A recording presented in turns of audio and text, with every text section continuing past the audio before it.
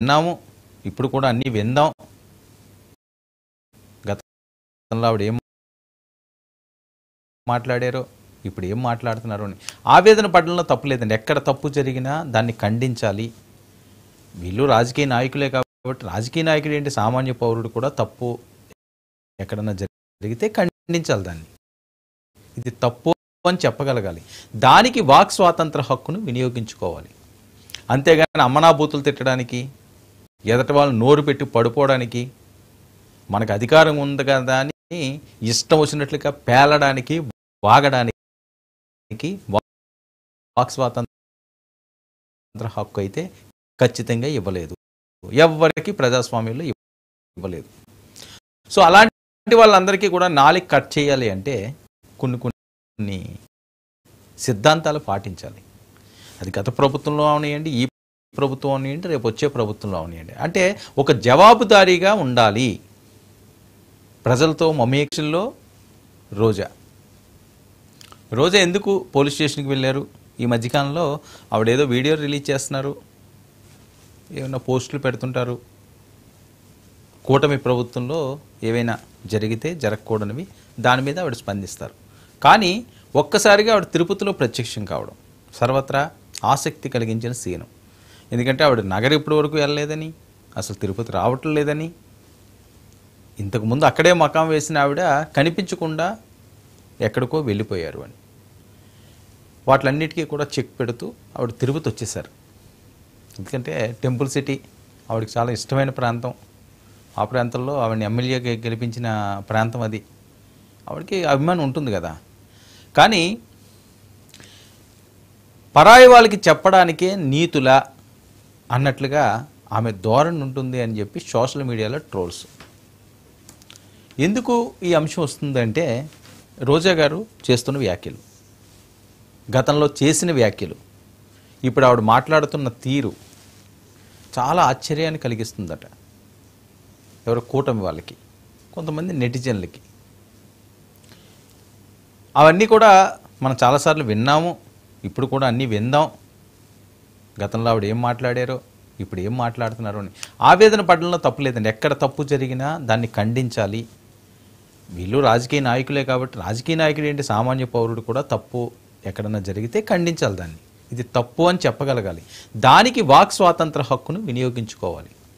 అంతేగాని అమ్మనాబూతులు తిట్టడానికి, ఎదటి వాళ్ళు నోరు పెట్టి పడిపోవడానికి, మనకు అధికారం ఉంది కదా అని ఇష్టం వచ్చినట్లుగా పేలడానికి, వాగడానికి వాక్ స్వాతంత్ర హక్కు అయితే ఖచ్చితంగా ఇవ్వలేదు. ఎవరికి ప్రజాస్వామ్యంలో ఇవ్వలేదు. సో అలాంటి వాళ్ళందరికీ కూడా నాలుగు కట్ చేయాలి అంటే కొన్ని సిద్ధాంతాలు పాటించాలి. అది గత ప్రభుత్వంలో అవనియండి, ఈ ప్రభుత్వం అవనియండి, రేపు వచ్చే ప్రభుత్వంలో అవనియండి. అంటే ఒక జవాబుదారీగా ఉండాలి. ప్రజలతో మమేకమైన ఉద్యోగంలో ఉన్న వాళ్ళు అవనియండి, లేకపోతే రాజకీయ పరంగా ఉన్న వాళ్ళు అవనియండి. ఆ పరిస్థితి అయితే ఆంధ్రప్రదేశ్లో కనుచూపు మేరలో కూడా కనిపించట్లేదా అనే దుస్థితికి తీసుకొస్తారు. ఎందుకు ఈ పరిస్థితి? గతంలోనే ఆ తప్పులన్నీ చేయకపోతే ఇప్పుడు ఈ రకంగా ఉండే పరిస్థితి లేదేమో కదా. అంటే మాకు నచ్చినప్పుడు మేము అంతా చేసేస్తాం, ఎదుటి వాళ్ళు ఏదన్నా చేస్తే మేము అసలు ఒప్పుకోము, వాళ్ళ మీద మాదేంటి స్టైల్లో మేము విడుచుకు పడతాం అనే ధోరణి ఏ పార్టీకి ఎప్పటికీ మంచిది కాదు. నేను చాలా సార్లు చెప్పిన సందర్భం, ఇవన్నీ కూడా టెంపరీ పోస్టులు అండి. పర్మనెంట్ పోస్టులు ఏమి ఉండవు రాజకీయాల్లోని, ఉండవు. జనాలకి చిరాకు వచ్చిందంటే పీక్ అవతల పడేస్తారు. మన మొహం కూడా ఎవడో చూడరు, పోస్టుల మీద ప్యాడ్ వేసేస్తారు. అలాంటి పరిస్థితికి వచ్చేస్తాం. ఆ దుస్థితి ఎందుకు తెచ్చుకోవాలి, ఆ స్థితి ఎందుకు తెచ్చుకోవాలి? ముఖ్యంగా ఇలాంటి అంశాల్లో రోజా గారు చాలా యాక్టివ్గా ఉంటారు. ఒక మహిళగా ఆవిడ మంచి ఉన్నత స్థానానికి వెళ్ళారు. సినిమా ఇండస్ట్రీలోకి వచ్చారు, ఒక అగ్ర కథానాయికగా ఒక వెలుగు పొందారు. టీవీ సీరియల్స్కి వచ్చారు, బుల్లితెరకు వచ్చారు, అక్కడ తనదైన దూకుడు ప్రదర్శించారు, ఒక మంచి పేరు తెచ్చుకున్నారు. కానీ రాజకీయాల్లోకి వచ్చేసరికల్లా అది మొత్తం కూడా రివర్స్ అయిపోయిందా అనే పరిస్థితి. ఓకే, ఆవిడ అనుకోవచ్చు, లేకపోతే వాళ్ళ ఫాలోవర్సు, వాళ్ళ కుటుంబ సభ్యులు నువ్వు ఎరగదీసేస్తున్నావులే, అసలు నువ్వు తోము తురుపు ఏమో అంటారు కదా, తురుములు తోపులు అని, అలాగే ఏమన్నా అనుకోవచ్చు. కానీ ప్రజల విషయంలో ఆంధ్రప్రదేశ్లో చాలా ప్రాంతాల్లో రోజా గారు మాట్లాడే భాష కానీ, ఆవిడ తీసుకునే అంశాల మీద కానీ చాలా వ్యతిరేకత వ్యక్తమైన సందర్భాలు ఉన్నాయి. వాస్తవాలు కదా ఇవన్నీ. ఏదో రోజా గారి మీద మాకేమో కక్షలో ఉండో వేరే అంశాలని ఏం కాదు, నిజం. ఎందుకంటే ఆ వ్యతిరేకత రాకపోతే ఈరోజు ఆవిడ ఓడిపోయే పరిస్థితి ఉండదు కదా. ఆవిడ నగరవాసులు ఆదరించారు, మరి నగరంలోనే పెద్ద పెద్ద ఇష్యూలు అయినాయి. ఆవిడ మీద ఆవిడ మంత్రిగా ఉన్నప్పుడే వ్యతిరేక జెండాలు ఎగరేశారు, తిరుగుబాటు చేశారు. ఇవన్నీ ఎందుకు వస్తాయండి? ఎందుకు వస్తాయి? పులివెందులు ఉన్నది, జగన్మోహన్ రెడ్డి గారి మీద అక్కడ ఎవరన్నా ఆ పార్టీ వాళ్ళు, వేరే పార్టీ వాళ్ళు చేయొచ్చు, ఆ పార్టీ వాళ్ళు తిరుగుబాటు చేసే పరిస్థితి ఉంటుందా? కుప్పంలో చంద్రబాబు నాయుడు గారి మీద వ్యతిరేక చేసే పరిస్థితి ఉంటుందా? ఇలాగా కొన్ని నియోజకవర్గాలు తీసుకుంటాయి. వాళ్ళకి లేనిదేంటి, వాళ్ళకి ఉన్నదేంటి, మీకు లేనిదేంటి అని ప్రశ్నించుకుంటే చాలా అంశాలు మనకి తలుపు తడుతుంటాయి, లేపుతుంటాయి. సో ప్రతి ఒక్కరు కూడా నిద్రావస్థలో ఉండకూడదు, మేల్కోవాలి. మేలుకుంటేనే మనకి కళ్ళ ముందు భవిష్యత్తు కనిపిస్తుంది. మనం నిద్రావస్థలో ఉంటే జీవితం అంతా మనం చేసిందే గొప్ప అనుకుని ఉంటే ఇంకా అది ఎప్పటికీ కూడా తేలే పరిస్థితి ఉండదు. సో టెంపుల్ సిటీలో రోజా గారు ఈరోజు కంప్లైంట్ పెట్టారు. ఆవిడ ఆవేదన నేను చెప్తాను. ఆవిడ ఆవేదన ఏంటంటే, తిరుపతి ఈస్ట్ పోలీస్ స్టేషన్లో వీళ్ళు ఫిర్యాదు ఇచ్చారు, అక్రమ అరెస్టులు చేస్తున్నారంటూ ఈవిడ మాజీ తీవ్ర ఆవేదన వ్యక్తం చేశారు. అక్రమ అరెస్టులు నిజంగా ఎవరు చేసినా తప్పే, కానీ వైఎస్ఆర్సీపీ హయాంలో అక్రమ అరెస్టులు జరగలేదా? మీ మనస్సాక్షిని మీరు ప్రశ్నించుకుంటే రిజల్ట్ వచ్చేస్తుంది. అలాగని చెప్పి వాళ్ళు చేశారని వీళ్ళు చేయమని కాదు ఇక్కడ అర్థం, వీళ్ళు చెయ్యకూడదు. కానీ అది మీ నోటెంట్ వస్తే చూసిన వాళ్ళకి అది కామెడీ కింద ఉంటున్నది. అది ప్రాబ్లం ఇక్కడ. మనం గతంలో చేసి ఈరోజు శ్రీరంగ నీతులు చెప్తాము, శుద్ధపూస మాటలు మాట్లాడతామని ఎవరు అనుకున్నా, టీడీపీ జనసేన అనుకున్నా గతంలో చేసి ఇప్పుడు ఏదో ఆ శుద్ధపూస మాటలు చెప్తే చీ అంటారు జనాలు. ఆ పరిస్థితి ఎందుకు తెచ్చుకోవడం? ప్రజలు నిర్ణయిస్తారు ఇది రైటా తప్పా అన్నది. తప్పు చేస్తున్నారా రైట్ చేస్తున్నారని ప్రజలు నిర్ణయిస్తారు. మీకు నిర్ణయించారు కదా, ఎంతవరకు పరిమితం చేయాలో అంతవరకు పరిమితం చేశారు. అలాగే ఇదే తప్పులు వీళ్ళు చేస్తే వీళ్ళకి అది ఉంటుంది, ఆ ట్రీట్మెంట్ ఉంటుంది. ట్రీట్మెంట్ కాస్త లేట్ అవ్వచ్చేమో కానీ ఖచ్చితంగా ఉంటుంది అందరికీ. అందులో వేరేగా ఏమి ఉండదు. మీకుంటాయి మన సొంతం, మన కుటుంబం, మన పక్క, ఇది ఎదురు ముందు, అటు ఇటు, ఈస్ట్ వెస్ట్ సౌత్ నార్త్లోని. ఓటర్కి చాలా విజ్ఞత ఉంటాడు, తనకి ఎప్పుడు ఏ టైంలో ఎలాగ ఎక్కడ గొద్ది గోబ గుయ్యం అనిపించాలో అనిపించేస్తాడు. మనం చాలా చూస్తున్నాం చరిత్రలు. అందుకని దాని గురించి ఆవేశపడిన అవసరం లేదు. కానీ మీరంటే సోషల్ మీడియాలో విపరీతంగా మీ ట్రేవల్ అవుతున్నాయి. సోషల్ యాక్టివిస్టులపై కూటమి అక్రమ కేసులు పెడుతుంది, ఆవిడ ఆవేదనండి. వైసీపీ అరెస్టులపై చర్యలు తీసుకోవాలని రోజా గారి డిమాండు. ఏపీని హిట్లర్ గడాఫీ కలిసి పాలించినట్లు ఉంది అన్నది ఆవిడ సారాంశం. ఏపీలో హిట్లరు గడాఫీ అట. సో మళ్ళీ రోజా గారు స్టోన్ పెంచారు. టోన్ అంటే ఆవిడ స్టోన్లో ఉంటుందని చెప్పి దాన్ని స్టోన్ అన్నాను నేను. ఆవిడ ఆ రకంగా రాయలిసినట్టే ఉంటుంది, గట్టిగా తగులుతుంటుంది, కానీ మళ్ళీ పెంచారు రోజా గారు. కానీ ఇప్పటికే ఆవిడ మీద పలు సెక్షన్ల కింద కేసులు ఉన్నాయి.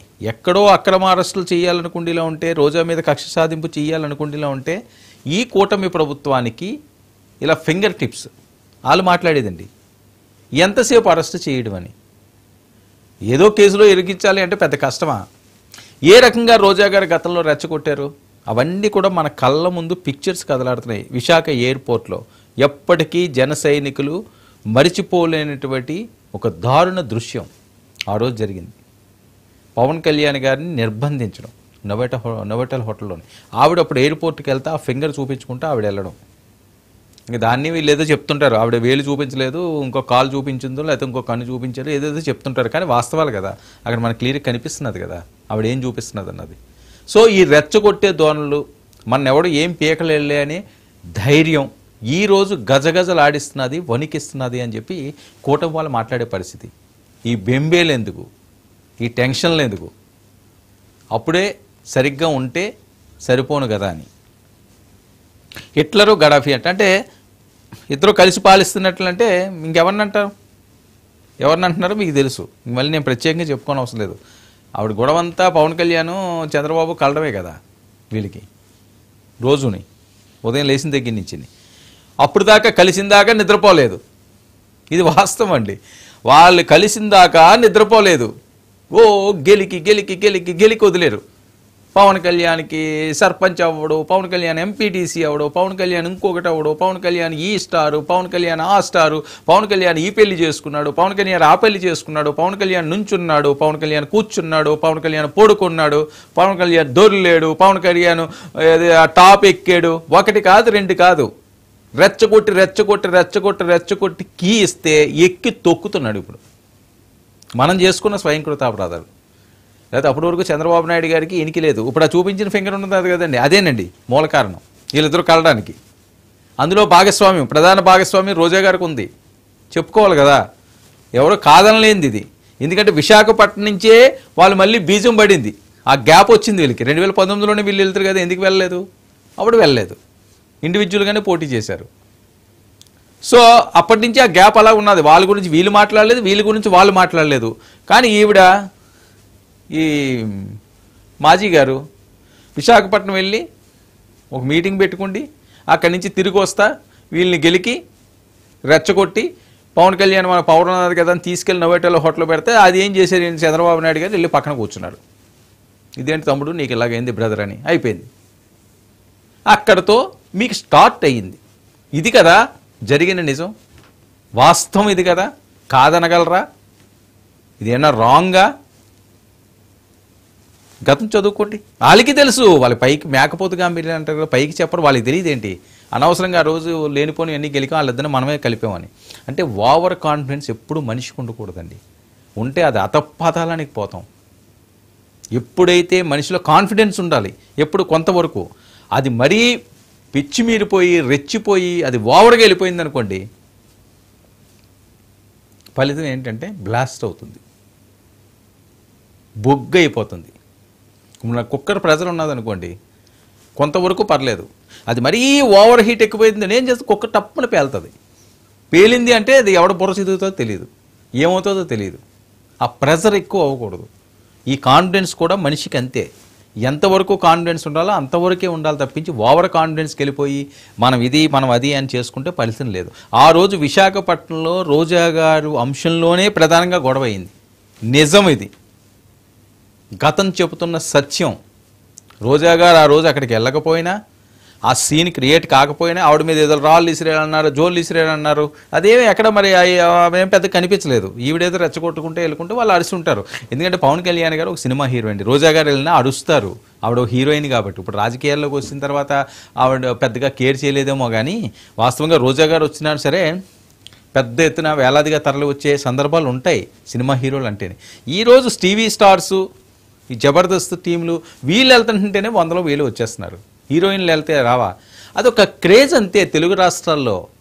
అదెవరూ కాదనలేదు, అదొక రకమైన అభిమానం, అదొక రకమైన సరదా. అరే మనం ఎవరూ లేని స్క్రీన్ వాళ్ళు చూస్తున్నాం కదా, స్క్రీన్లో చూసి వాళ్ళని డైరెక్ట్గా చూస్తే ఎలా ఉంటుందని ప్రతి ఒక్కరికి కూడా ఆ రకమైన ఇంట్రెస్ట్ ఉంటుంది, ఖచ్చితంగా ఉంటుంది. ఎవరికైనా సరే మనం చూడండి చూద్దాం అని ప్రతి మనిషిలోనే ఉంటుందండి. ఇప్పుడు మన కళ్ళ ముందు కనిపించింది మనకు పెద్ద కేర్ ఉండదు, కానీ ఎక్కడో విదేశాల్లో అది ఉన్నదట, అది మనం వెళ్తే బాగుంటారా, ఒక్కసారి చూస్తే బాగుంది. ఏముంది, అది వీడియోలో చూసిన ఒకటే, అదన్న ఒకటే.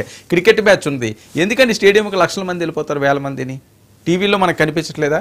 బాల్ టు బాల్ కనిపిస్తుంది, రీప్లే కనిపిస్తుంది, ఏమవుతున్నదో కనిపిస్తుంది, బాల్ ఎలా కొడుతున్నారో తెలుస్తుంది. స్టేడియంకి వెళ్తే అవన్నీ కనిపించవు, కానీ ప్రత్యక్షంగా ఒకసారి చూడాలి, అది కదా ఆ కిక్ వేరు. డైరెక్ట్గా చూడడంలో ఉన్న కిక్ వేరు తమ అభిమానుల్ని, అందుకని వెళ్తుంటారు. ఇది అందరికీ తెలిసిన సత్యమే కదా. సో రోజా గారికి అలాంటి పరిస్థితి ఉంటుంది. కానీ ఆ రోజు ఆవిడ చేసింది ఆ ఓవర్ కాన్ఫిడెన్సు.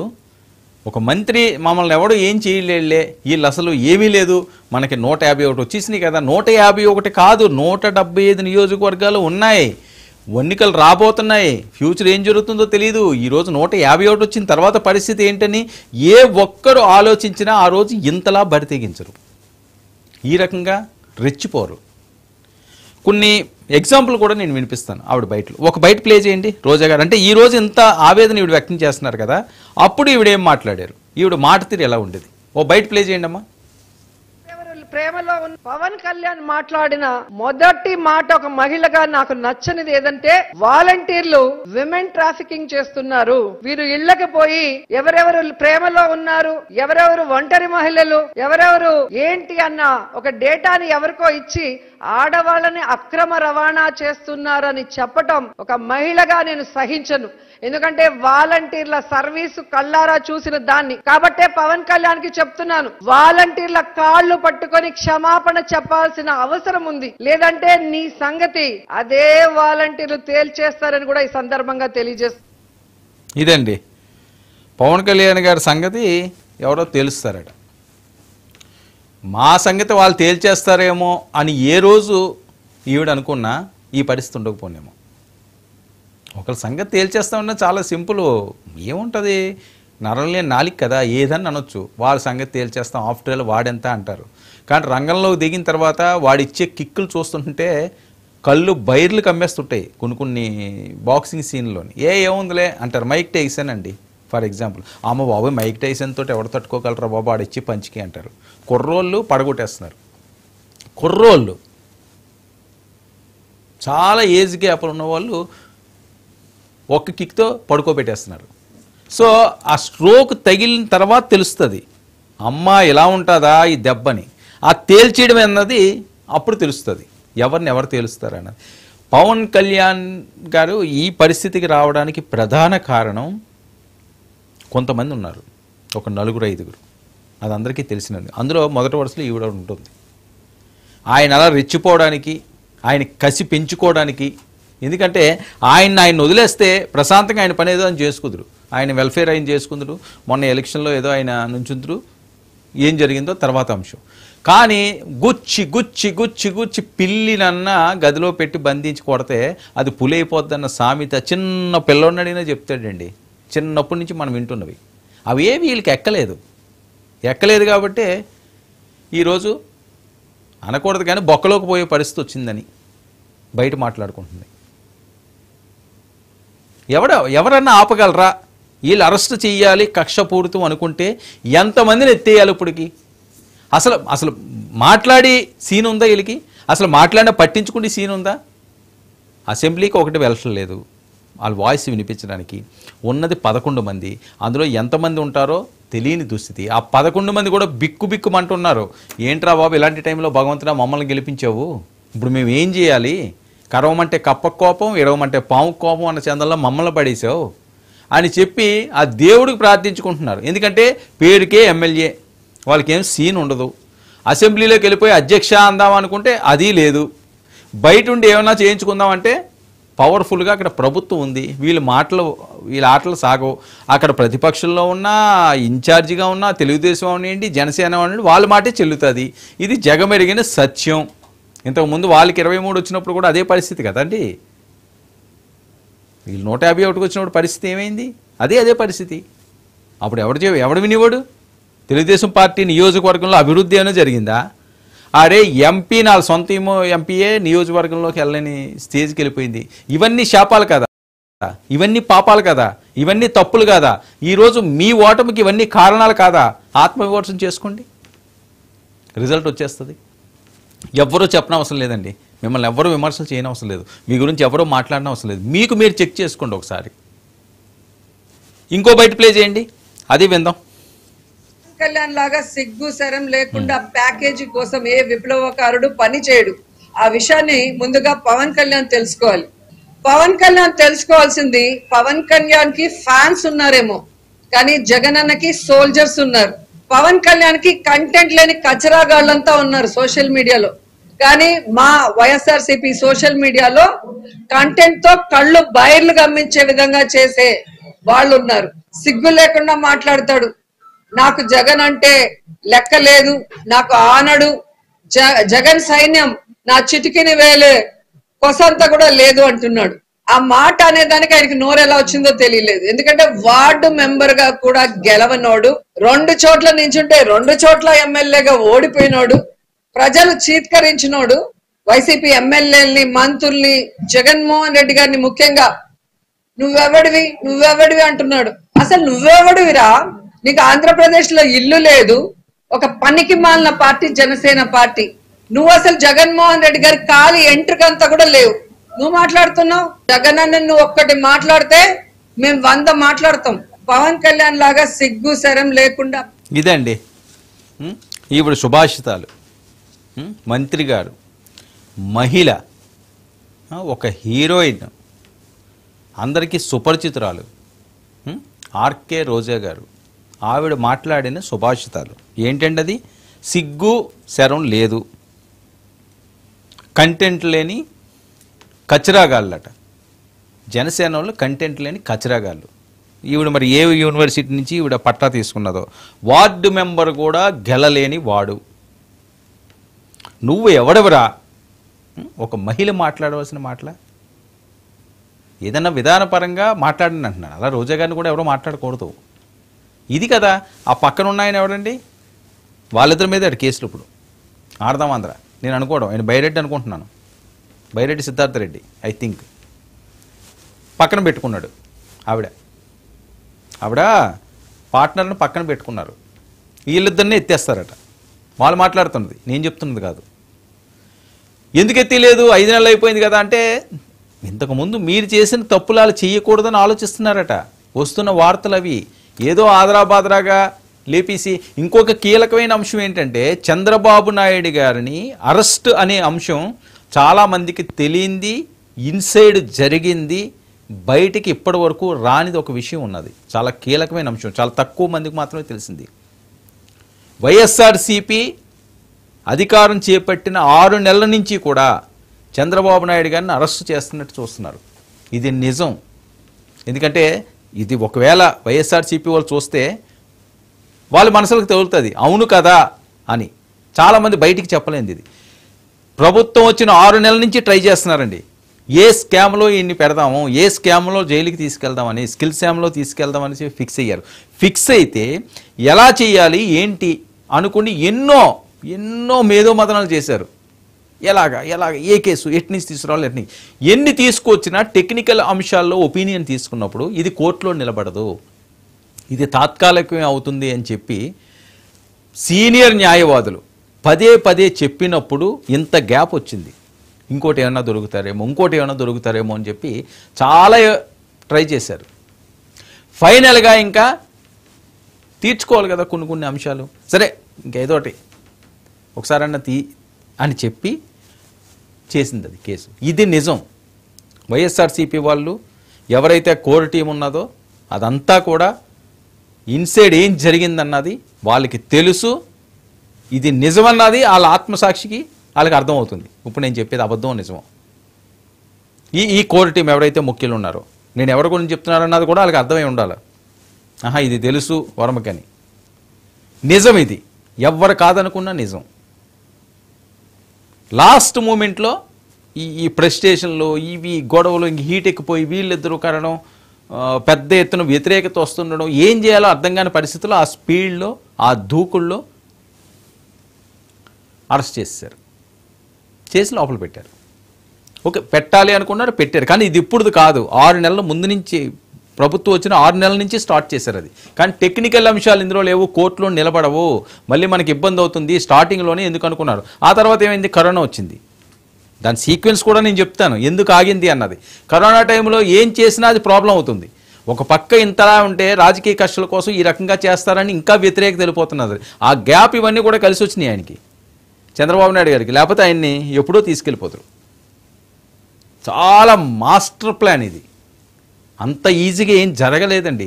ఈరోజు మీరు బాధపడిపోవడానికి, మీరు ఇబ్బందులు పడిపోవడానికి, మీరు ఫీల్ అయిపోవడానికి ఈరోజు వచ్చిన అంశం కాదు ఇది.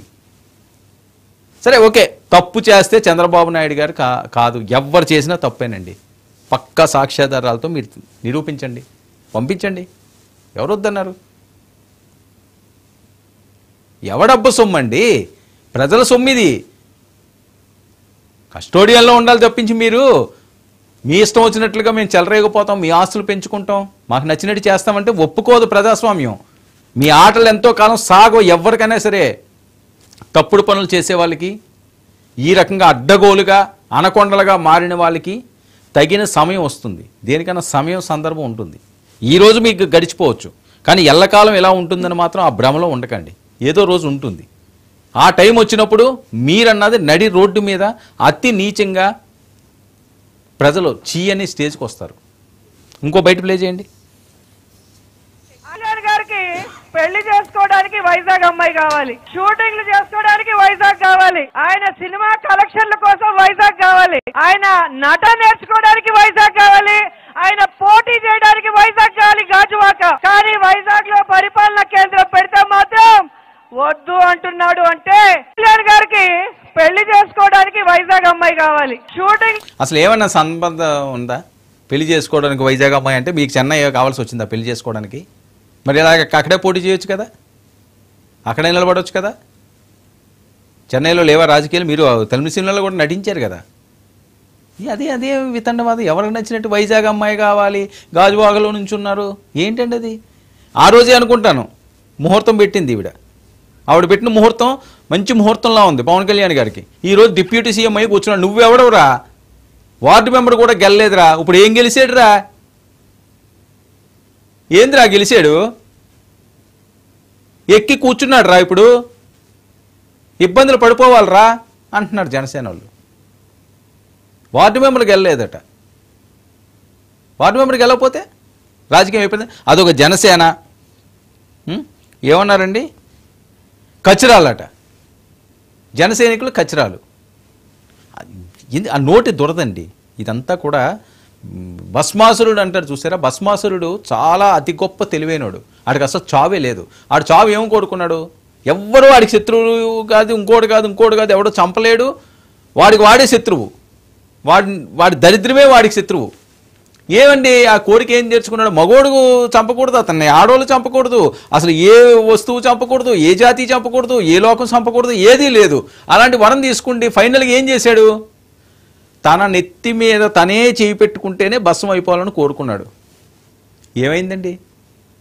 ఎవరు తప్పు చేశారు? ఎవరేశారు అతని నెత్తి మీద చెయ్య? ఎందుకు చచ్చిపోవాల్సి వచ్చింది? ఎందుకు భస్మం అయిపోయాడు? స్వయం కృతాపరాధం. అది ఆ స్వయం కృతాపరాధం చేసుకుండి తన నెత్తి మీద తనే పెట్టుకుని పోయాడు. వీళ్ళు కూడా అదే పరిస్థితి. వీళ్ళు చేసిన తప్పు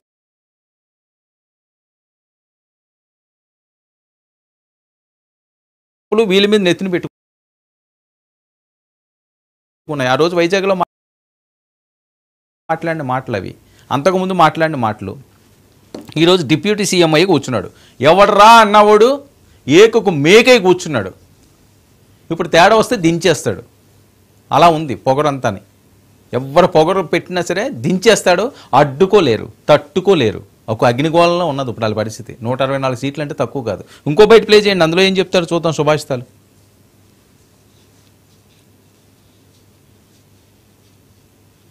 చెవులకి వినిపించడం లేదా? ఎక్కడైనా ఆడవాళ్ళకి ఇబ్బంది కలిగే విధంగా ఉంటే నేను వాళ్ళ కాళ్ళు చేతులు ఇంచి వాళ్ళని లోపల పెట్టిస్తాను. ఆడవాళ్ళ రక్షణ నా బాధ్యత, నన్ను నమ్మి ఓటెయ్యండి అని చెప్పి ఎన్నికల ముందు చెప్పిన పవన్ కళ్యాణ్ గారు ఈరోజు ఇంతమంది చనిపోతుంటే, ఇంతమంది ఆడపిల్లలు రేప్ కాబడుతుంటే, ఇంతమంది ఆడపిల్లలు తగలబడిపోతుంటే, ముక్కలైపోతుంటే మీ కళ్ళకి కనిపించడం లేదా? మీ చెవులకి వినిపించడం లేదా? షూటింగ్లో అంత బిజీగా ఉన్నారా పవన్ కళ్యాణ్ గారు? ఇందుకైనా మీకు ఓట్లేసింది. మిమ్మల్ని నమ్ముకున్న ఆడవాళ్ళకి మీరు చేసే న్యాయం ఇదేనా నేను అడుగుతున్నాను. ఇదో రాష్ట్రం అంతా ఎక్కడ జరిగినా తప్పే. మీ హయాంలో కూడా జరిగినవి. దాన్ని వీళ్ళు ఖండించారు, మీరు ఖండించండి. వాళ్ళకి తగిన సాయం అందించాలి. ఇలాంటి దుర్మార్గుల్ని ఏరిపాడేయాలి ఒకటి వేలతోటి. కానీ పవన్ కళ్యాణ్ గారు ఇప్పుడు విషయం ఏంటంటే, ముందు బాటలాంటి బయటలో ఎవర్రా నువ్వు అన్న ఆర్కే రోజా గారు ఇప్పుడు పవన్ కళ్యాణ్ గారు అనే స్టేజ్కి తీసుకొచ్చారు. ఇది కదా దెబ్బ అంటే, ఇది కదా దించడం అంటే. ఎందుకు వస్తుందండి? అనొచ్చు కదా. ఏరా ఎవడరా నువ్వు? ఏంట్రా నువ్వేం మాట ఇచ్చావురా? ఎందుకు గెలిచావు కదరా, ఇప్పుడు ఏం పీకుతున్నావురా అని అనమనండి. అనే ధైర్యం ఉందా? ఎప్పుడు ఒకేలా ఉండాలి. జన్మెత్తిన తర్వాత అప్పుడు ఒకలాగా ఇప్పుడు ఒకలాగా కాదు. పౌరుషం అంటే అలా ఉండాలి.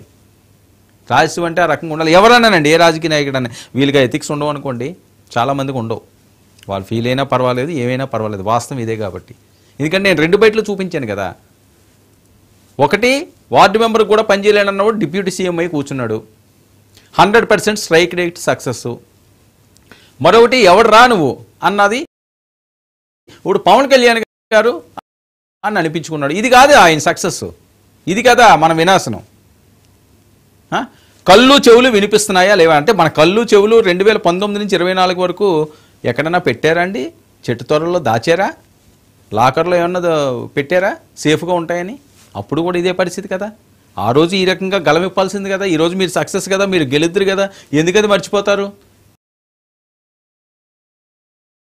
అదే తమ తప్పుల్ని కింద పెట్టుకోండి, ఊరోళ్ళ తప్పులన్నీ ఎతికే పనిలో ఉంటే ప్రజలు నమ్మరు, హర్షించరు, పట్టించుకోరు, వదిలిపడేస్తారు.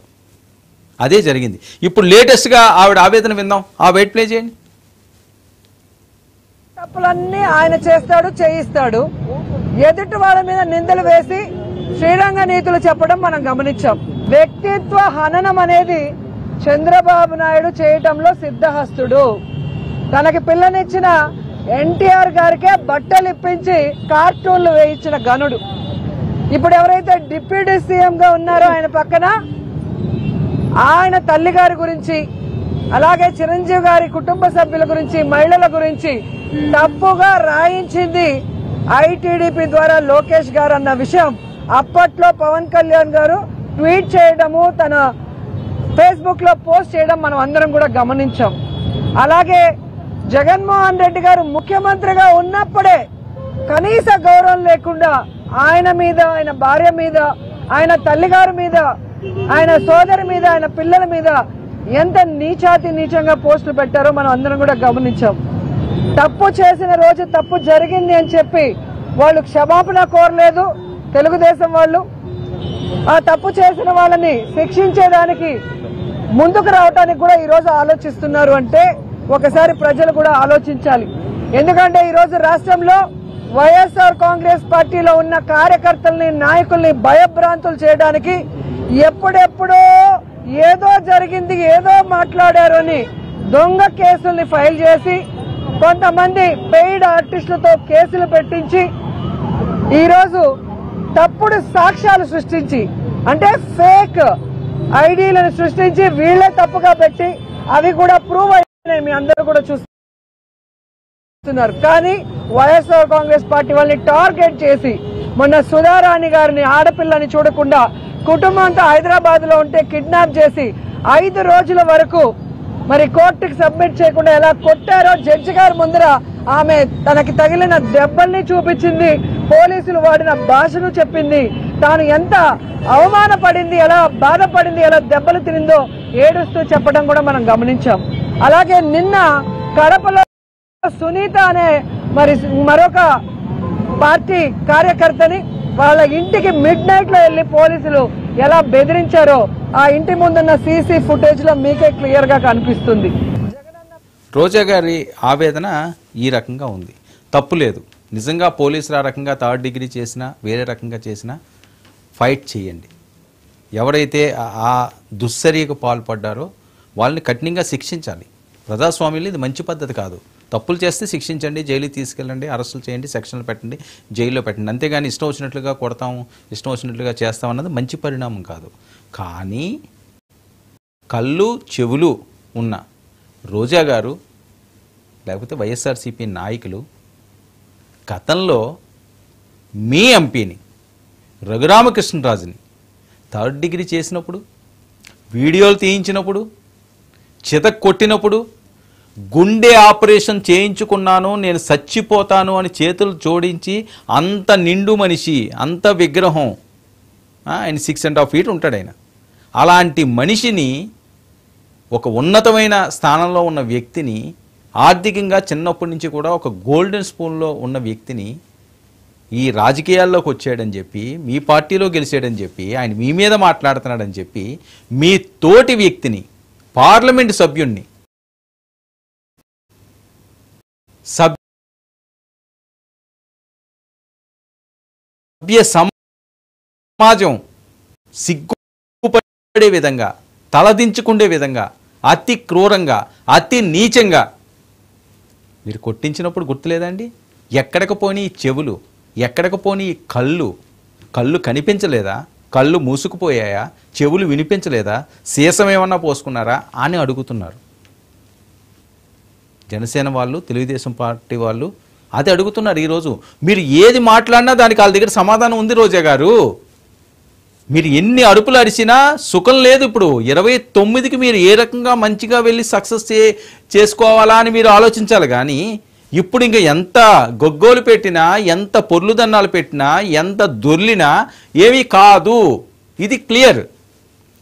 మీరు మంచిగా ఉండి ఏమీ చెయ్యకపోతే, మీ తప్పులేమీ లేకపోతే మీరు సేఫ్, లేకపోతే మీరు వెళ్ళిపోతారు. ఇంక అందులో మొహమాటమే లేదు. ఇంకా అరే మాజీ సీఎం చంద్రబాబు నాయుడిని వదలలేదు, ప్రస్తుత సీఎంని. ఇంక మిగతా వాళ్ళ పరిస్థితి ఏంటండి? పార్లమెంట్ సభ్యుడిని ఆయన రన్నింగ్లో ఉండగానే, ఆయన పదవిలో ఉండగానే సిఐడీలతో బాధించారు. పుట్టినరోజు నాడు ఎత్తుకెళ్ళిపోయారు. కాళ్ళు బొబ్బలు ఎక్కేలాగా కమిలిపోయేలా కొట్టారు. హార్ట్ కంప్లైంట్ ఉన్న మనిషిని గుండెల మీద కూర్చున్నారట. ఇంకెంతకంటే దాష్టిగా ఉంటుందా? ఏంటి శుద్ధపూస మాటలు? దేనికోసం? మీరు సేఫ్గా ఉండండి, జరిగింది ఏదో జరిగిపోయింది అనుకుంటే మంచిగా ప్రవర్తిస్తే ఓకే. లేదు మళ్ళీ ఎన్టీ రామారావు ఏమని గొడ్డలిప్పించేమని బొమ్మలు గేయించాడు, పవన్ కళ్యాణ్ ఇది అది అని చెప్పి మళ్ళీ మీరు కెలికారనుకోండి వాళ్ళని. ఇప్పుడు మీకు ఎవరో సేవ్ చేసేవాళ్ళు ఉండరు. కొన్నాటికి డిసైడ్ అయిపోవాలి.